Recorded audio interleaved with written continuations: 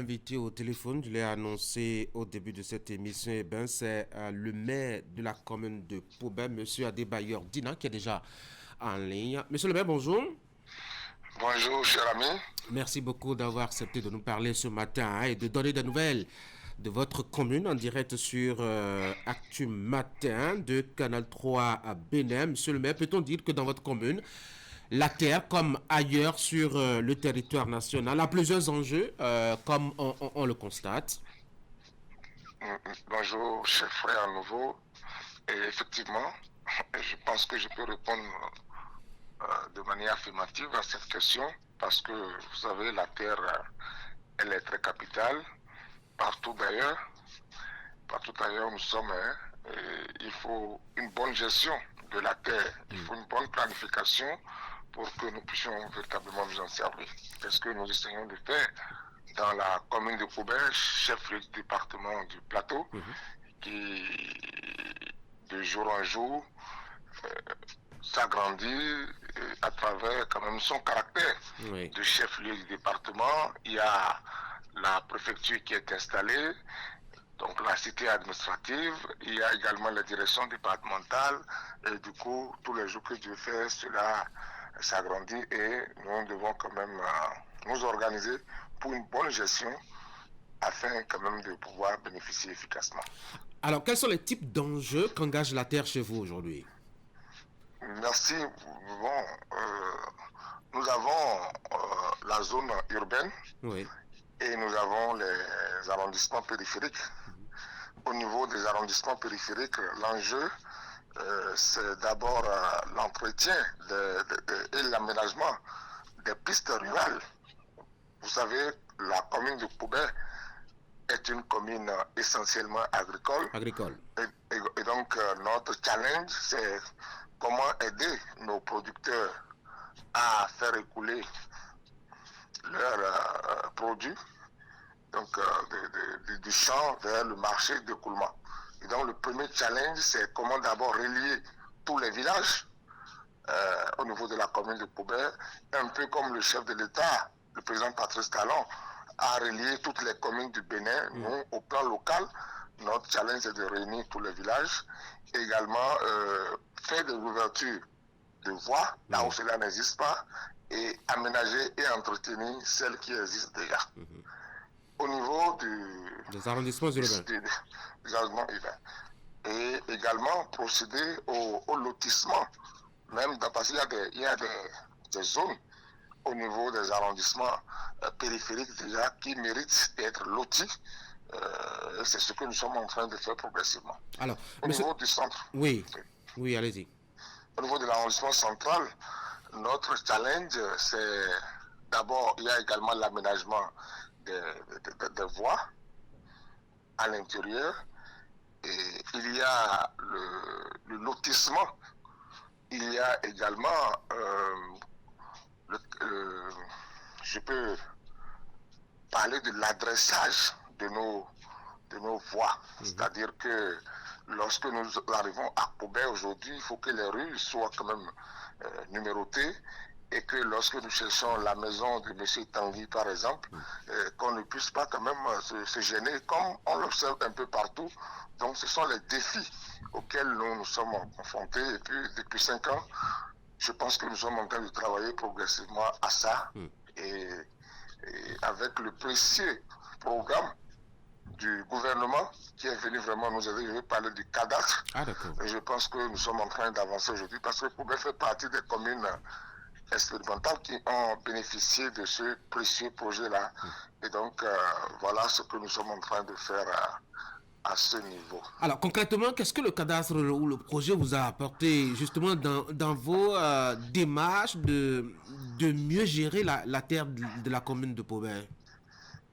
Oui, je pense que, en toute humilité, c'est un projet qui nous a beaucoup aidé, qui a aidé tous les acquéreurs à avoir, je peux dire facilement,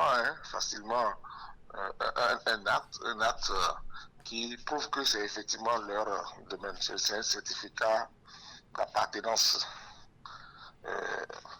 Je pense que vous avez avant, c'est le titre foncier. Et pour avoir le titre foncier, ce sont des démarches, je peux dire quand même que ce n'est pas facile.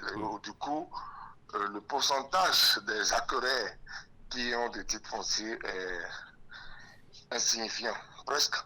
Mais avec le cadastre aujourd'hui, où on est passé, nous avons 2 arrondissements sur 5 qui ont bénéficié de cette première phase-là.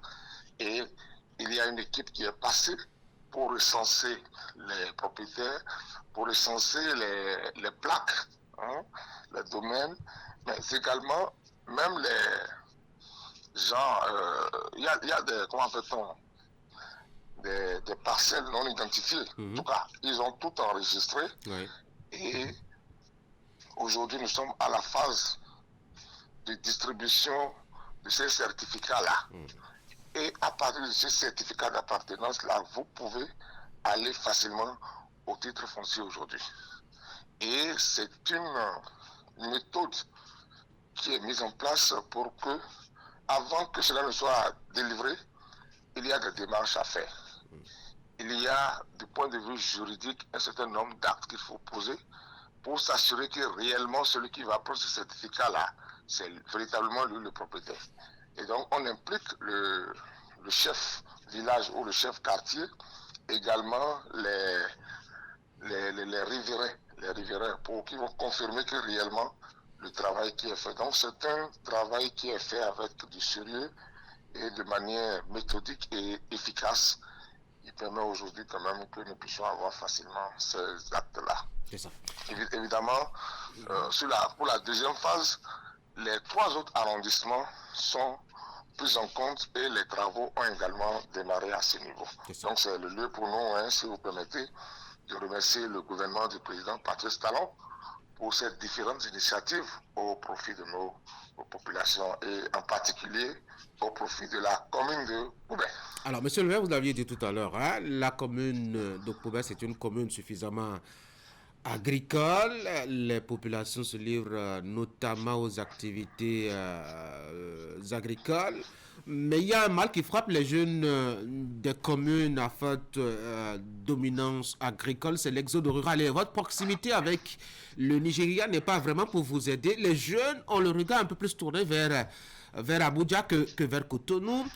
Est-ce que véritablement il y a une politique mise en place pour aider les jeunes à mieux se concentrer dans la commune?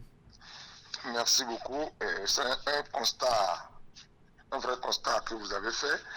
Et je peux parler quand même aisément de cette situation en ma qualité de président de l'association Bénin de toutes les communes frontalières du Bénin. Oui. Et donc, c'est pour dire que c'est un phénomène qui s'observe dans toutes les 36 communes frontalières de notre pays. Et l'enjeu est de taille. Le gouvernement est conscient au plan central et même les collectivités territoriales ont compris l'enjeu. Aujourd'hui, c'est pour cela que nous multiplions des actions en faveur de ces populations des communes frontalières. Et je peux vous rassurer que nous mesurons la portée quand même de ce phénomène-là. Et donc, parce que nous ne pouvons maintenir les jeunes qu'en créant des activités qui les accrochent. Et donc, le challenge aujourd'hui, c'est comment créer des activités pour les jeunes. Et avec les différentes initiatives du président Patrice Talon aujourd'hui, je pense que cette question est prioritaire pour le gouvernement et pour nous-mêmes à la base. Également, nous travaillons pour mettre en coopérative ces jeunes que nous aidons à s'installer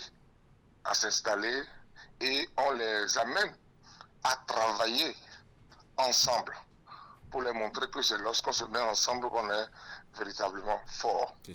Et donc, je peux vous dire quand même que depuis quelques années, il y a des initiatives qui commencent quand même par permettre à ces jeunes de rester chez eux et de développer leurs talents.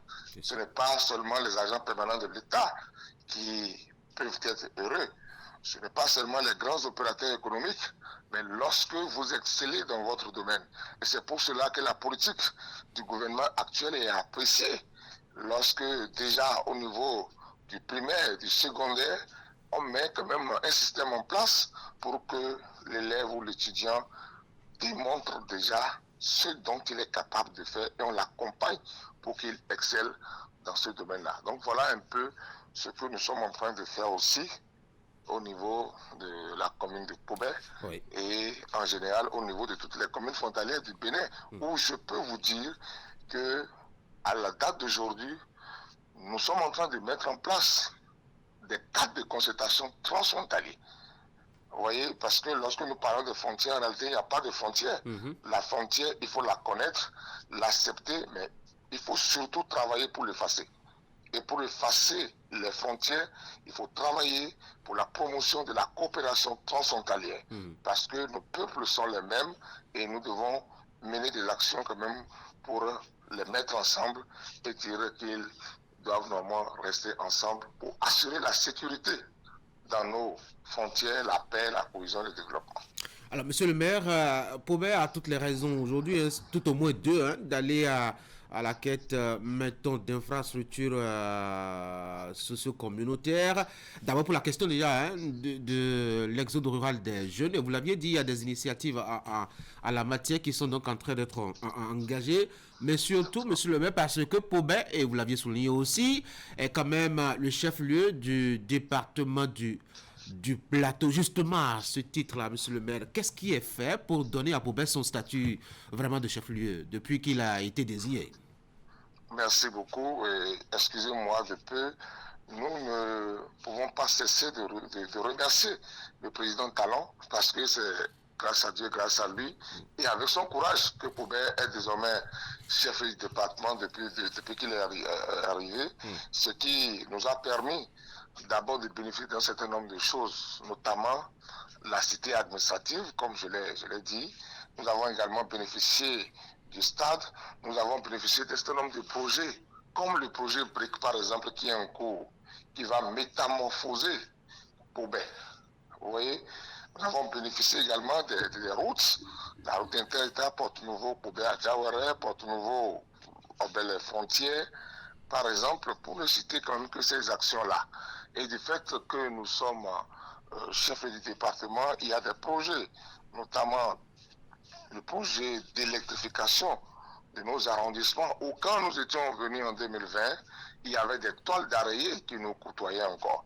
Mais dans l'arrondissement de Poubert aujourd'hui, je pense que c'est avec fierté que nous circulons et la population essaie quand même de nous féliciter. Et il y a d'autres qui ne veulent même pas, qui ne disent même pas que c'est le gouvernement central. C'est le maire qui les a donné de l'électricité et tout ça. Donc je pense qu'il y a beaucoup de choses que ce statut de chef-lieu du département nous a quand même permis de gagner.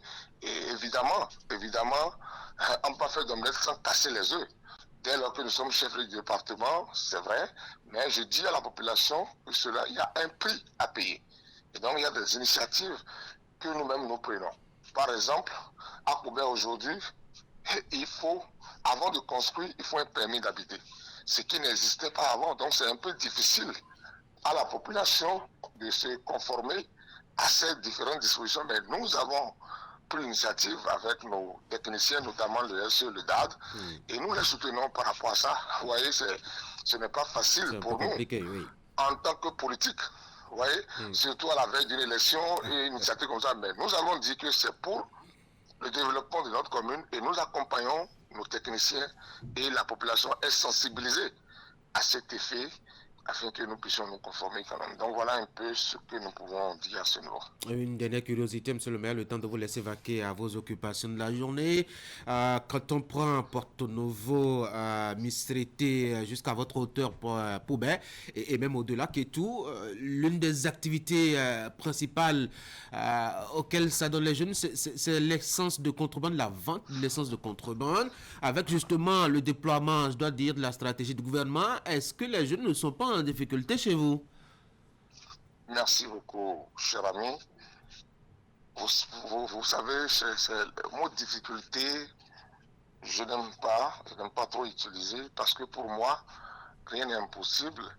Et pour un leader, pour quelqu'un qui veut réussir, pour moi, et ça je le dis, il faut transformer les difficultés en opportunités pour avancer. Ouais. Et il faut s'adapter aux règles. L'enjeu C'est vrai qu'aujourd'hui, nous savons qu'il y a beaucoup de jeunes qui se sont fait de l'argent dans ce secteur-là. On ne peut pas nier cela. Mais c'est aussi important de savoir quand même que ce secteur aussi a créé quand même beaucoup de dégâts que nous avons vécu et que nous continuons quand même de vivre. Et donc, face à cet aspect, en tant que dirigeant sérieux, il fallait quand même prendre des dispositions. Et donc, les réformes du gouvernement, pour nous, c'est une bonne chose. Et il suffit de prendre les mesures d'accompagnement avant de pouvoir passer à l'acte. Et il y a de la reconversion pour ces jeunes-là. Encore que le gouvernement a prévu des mini-stations. Ce sont quand même des gens qui vont travailler aussi dans ces mini-stations-là et pourront continuer par se faire de l'argent. C'est d'abord pour les protéger, pour protéger la vie de nos populations.